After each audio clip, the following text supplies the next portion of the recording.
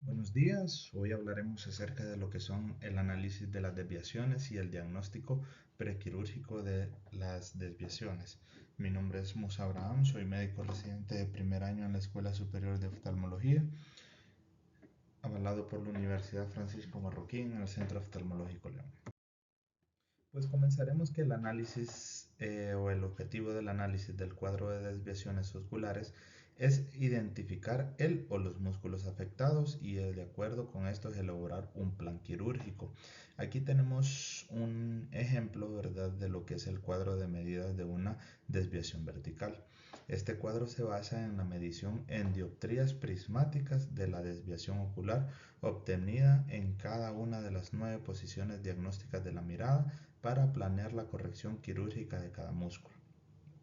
Tendremos que dividir el cuadro en 4 cuadrantes y escoger el que tenga la mayor desviación vertical. En el cuadrante escogido vamos a analizar cada músculo que actúa en esta posición. Hay 2 músculos que llevan el ojo a esta, de modo que cuando en un estrabismo no paralítico un músculo está en hiperacción, el otro estará en hipoacción. Cada músculo deberá preguntarse si está en hipoacción o hiperacción. Una vez identificado el tipo de disfunción de los músculos, hiperacción o hipoacción, se procede a elegir uno de los dos cuando es el más afectado. El análisis se puede continuar de dos formas, escogiendo el siguiente cuadrante con mayor desviación vertical o siguiendo las manejillas del reloj. En cada posición diagnóstica se debe escoger el músculo más afectado para elaborar la lista de ellos. Al hacer la lista de los músculos comprometidos se deben identificar las desviaciones primarias y secundarias.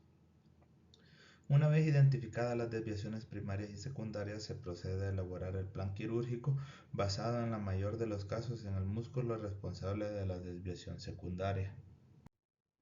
Los principios y técnicas quirúrgicas en el estrabismo, pues tendremos el cálculo de la cirugía y de los límites.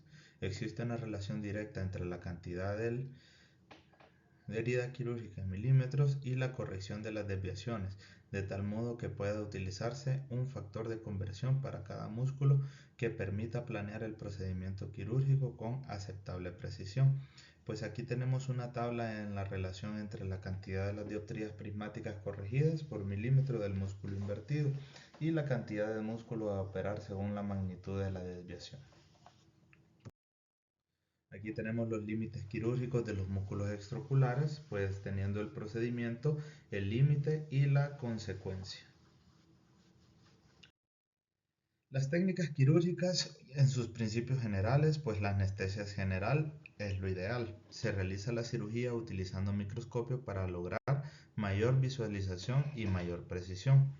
Se utiliza el blefarostato de Lancaster para una correcta exposición de campo operatorio, previa asepsia-antisepsia y el corte de las pestañas.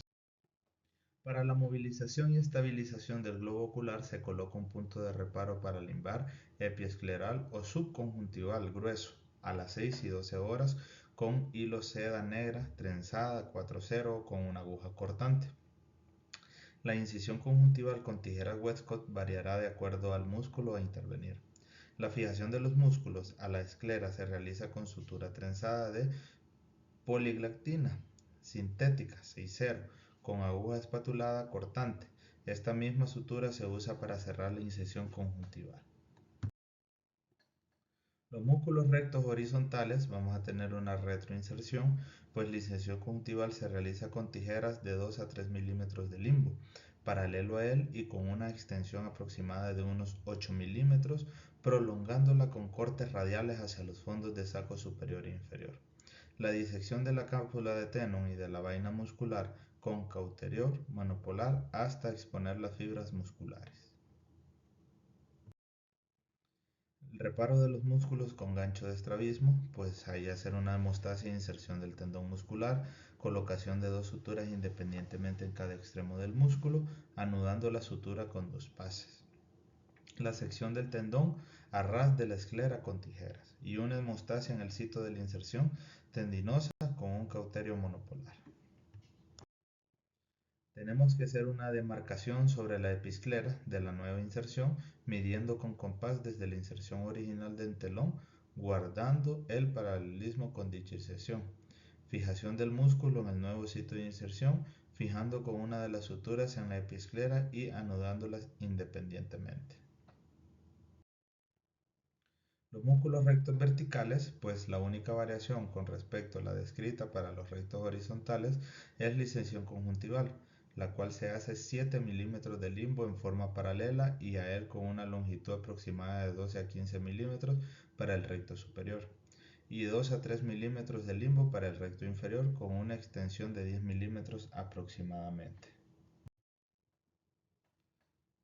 Se diseca el recto lateral y se repara con un gancho de estrabismo continuando la disección hasta encontrar el borde posterior del oblicuo inferior.